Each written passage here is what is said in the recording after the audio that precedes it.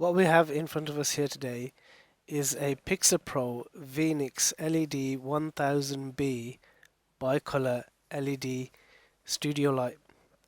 Now this one came in for repair because the customer was having some issues with the LED not working. The problem with this one was the LED, the LEDs at the front, only half of them would light up. So one half of all of the LEDs would light up and the other half wouldn't light up. So anyway, the customer sent it in and I took it all apart, and when you take it apart you're going to have two key components. You're going to have the LED panel at the front, and then you're going to have the main circuit board inside. And once you've got to those two components, you can start doing your fault finding and hopefully sort it out. So I'm just going to quickly go over to the demonstration table, and I'm going to show you what you need to do to remedy this issue. Okay, so this is the back of the PIXAPRO, and you can see the model number here, VNIX LED 1000B. You've got a main power on off switch here, and to change the brightness from higher to lower or lower to higher. So you've got the dimmer here and you've got the color temperature adjuster here. Now the way it works is, if you turn this all the way to the right, you will get the daylight LEDs coming on, and if you turn it all the way to the left, you will get the warm white LEDs coming on. Remember that because it's going to relate to what I'm going to show you next. So this is the back cover, and once you've taken it off, you'll be presented with the main board for the LEDs and also the PCB, which will be located inside here. Now I should say that there are two cables that come from here on the inside and are soldered on to the main PCB. You're going to have to desolder those before you can remove it. So once you've taken it all apart, you will be presented with the main LED panel, and I want to take a second to explain to you how this panel is set out.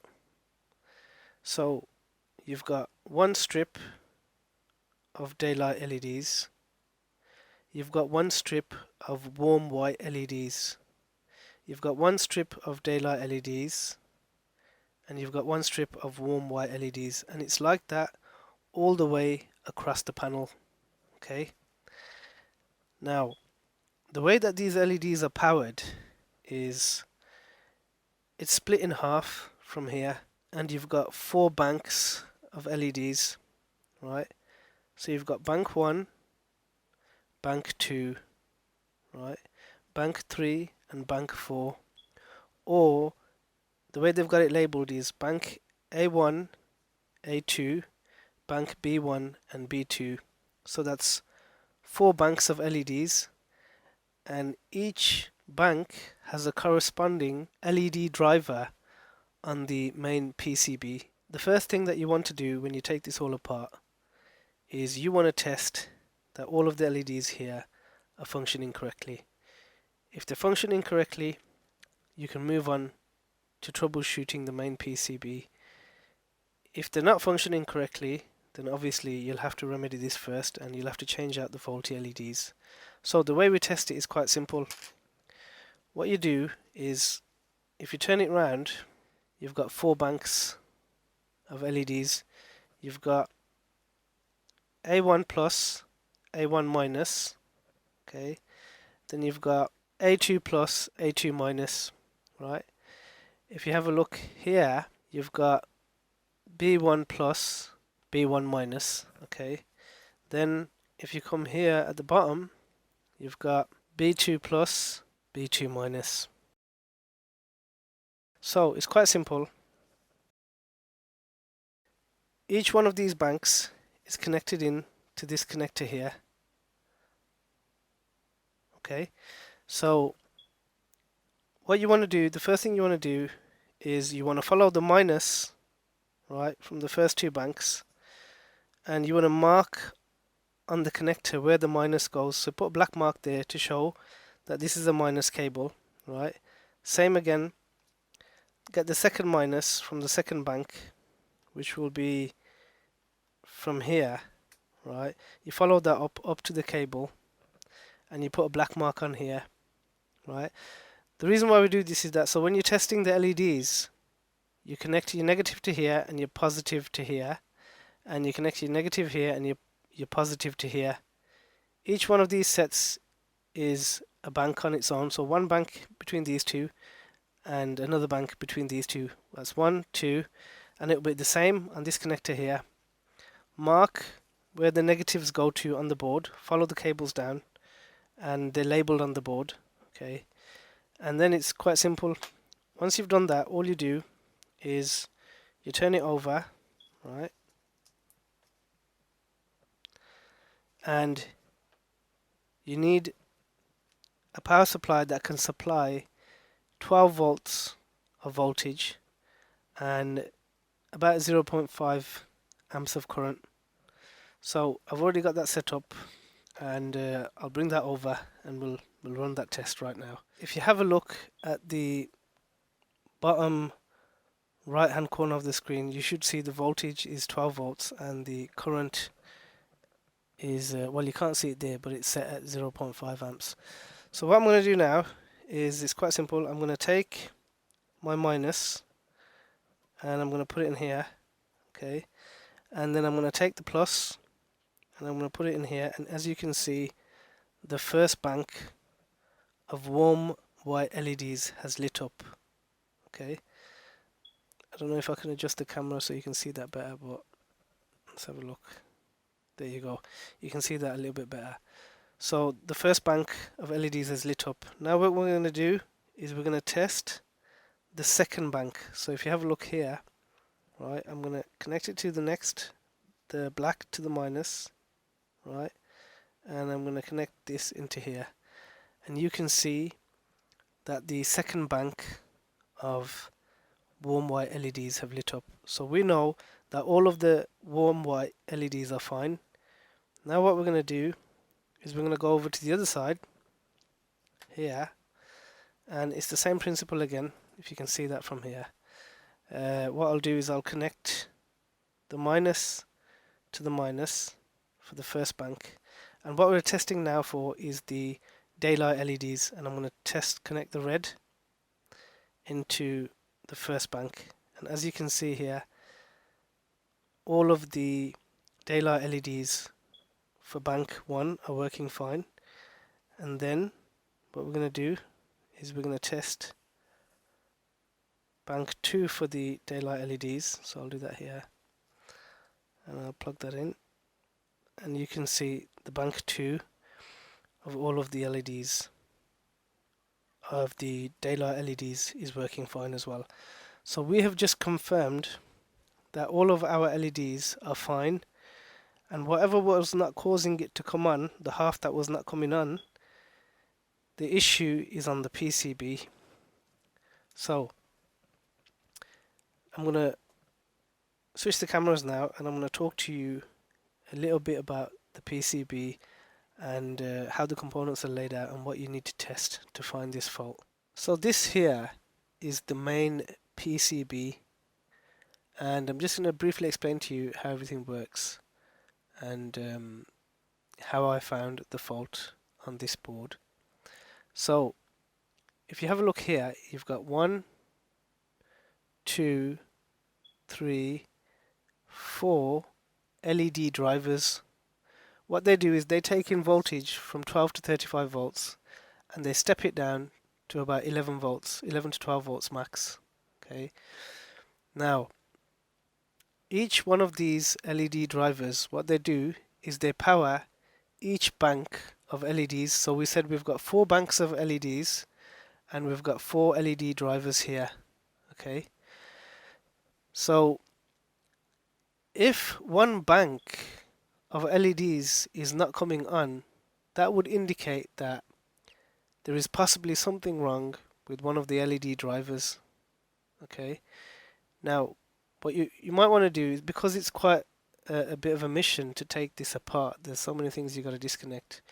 while you're here, what I would say to you is just check all of the capacitors, right, to make sure that they match the specs that are written on the body. Just check all the capacitors. And also while you're here, which is what, I mean, all of mine were up to spec, they were fine, there's no problem. There's one here on this corner, and then you've got a few around here. There's a voltage regulator here, okay, which gives out 5 volts. You can check that as well to make sure it's functioning correctly. It's quite simple. You just add a voltage into here, and then between this pin here and this pin here, and then, I mean, you can put in like 12 volts or 13 volts connected. Put your minus here and put your plus here, and then you should get 5 volts out on this pin here. That would indicate that your voltage regulator is working fine. Okay. Now, so what I said was that, yeah, you check all your capacitors all around the board. Okay. And what I also did was I just briefly checked all the SMD capacitors as well, see if there were any shorts. There weren't no shorts or anything like that. And then what I did was, in diode mode and continuity mode, I checked the readings on all the pins on this LED driver here against this one here, and all the readings were correct. And then what I did was I removed these heat sinks, this heat sink and this heat sink. The way you can remove it is if you've got a heat gun and you set it at 200 degrees or about 220 degrees, and you gently start to warm it up, this will just pop off. So the glue underneath, the white glue, is called heatsink plaster, and it comes in a little tube like this. I don't know if you can see that. It says here heatsink plaster, right? And you can get these off AliExpress. They're not too expensive.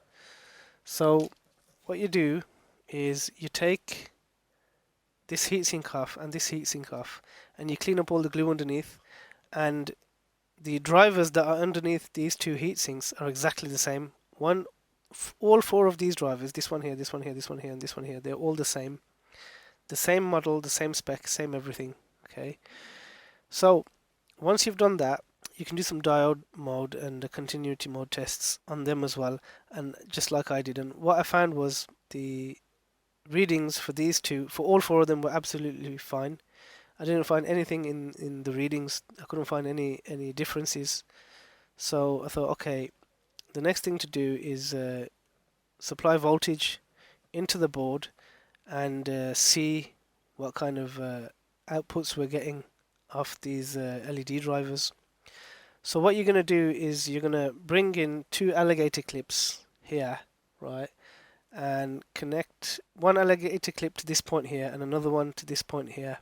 Supply the board with about 13 volts, about 14 volts. Before you do that, just check all your diodes here, that they're all functioning correctly, and none of them have blown. In my case, none of them were blown and they were fine. And then what you do is, once you've applied that voltage, do you remember the color temperature wheel that I showed you a bit earlier? Well, that connects in to this port here, or this port here, I can't remember. I think it's this one here. And when you turn it all the way to the right, okay, these two, this one here and this one here, these 2 LED drivers will be at 11.5 to 12 volts output, and you can measure the outputs on these two diodes here. You can measure the output and you should be getting about 12 volts. And these 2 LED drivers here, they will be showing about 8 volts on the output of these diodes here, these 2 diodes here. Then when you take the color temperature wheel and you turn it all the way to the left, right, what will happen is you should have 12 volts here and 12 volts here, and these 2 will revert to 8 volts and 8 volts. Okay, so I just want you to understand that. So once I applied the voltage on this board here and I turned the color wheel all the way to daylight white, I had 12 volts on this LED driver, and I had about 8 or 9 volts on this LED driver. What I noticed was this LED driver was powering one of the banks, and that bank was fine. This LED driver here, the bank that it was powering would not come on. So one of the banks of the LEDs would not come on, and I managed to trace it down to here. There was some issue here, and when I measured the voltage here, I was only getting about 8 to 9 volts when it should have been 12 volts, just like this one here, right? So I thought, okay, it's got to be this LED driver that's faulty, right? And I went online, I found some on AliExpress. I was just about to order them in, but I thought, you know what, since I've got 4 LED drivers here, why don't I take one off the board from somewhere else, stick it on here, and see if it solves the problem. And that's what I did. I took this LED driver off from here and I fitted it on here, and I took this one off from here and I put it on here so I don't lose it, and just to temporarily keep it in place. And to my surprise, as soon as I swapped them over, both of the LED banks came on, and the output from here was 12 volts like it should be, and it was 12 volts from here like it should be. So what that explained to me, or what I understood from that, was that the LED driver was not faulty. What it was is it was just a dry solder joint. That's all it was. So this particular LED light here is was used in a podcast studio, and they were doing like about 3 or 4 podcasts a week, about an hour, 2 hours long podcasts, and it's been used for a good couple of years now. So what happens with these is that the solder joints underneath the ICs, they dry up from the heat produced by the LED driver, and they crack. And obviously, as you can imagine, if it cracks, then you're not going to get a signal. If you're not going to get a signal, then that bank of LEDs that this LED driver is supposed to power is not going to power up. And that's all it was. So what I did was, I thought, you know what, since I've got it all open, I removed all 4 of these from the board. I cleaned up the area, applied fresh solder, and I reattached all of those 4 LED drivers, and then I went over every single LED driver with the solder to make sure I had a solid connection. So I'll just show you that under the microscope so you can see close up what it looks like. So this here is the LED driver, and can I get the number here? I think it's A8303JC. Okay, so as you can see here, I removed this driver from the board, applied fresh solder, and then reattached it. And I did the same. You can't see this one because it's underneath the heatsink. Did the same with this one. Did the same with this one, and I did the same with this one here as well. You can see it's all fresh solder. It's nice and solid. So that's all there is to it, really. It's quite a simple board, and it's quite a simple setup. You have got a ATEM microprocessor here, and a few other ICs here, and the circuits for the wireless here. But apart from these bits here, this is a very simple setup. So, as I say, if you haven't opened one of these before, you might be a bit confused as to what's going on, but hopefully after watching this video, you'll understand how it works and how you can repair it. Well, that's it for today's video, and until the next one, bye for now, and have a nice day.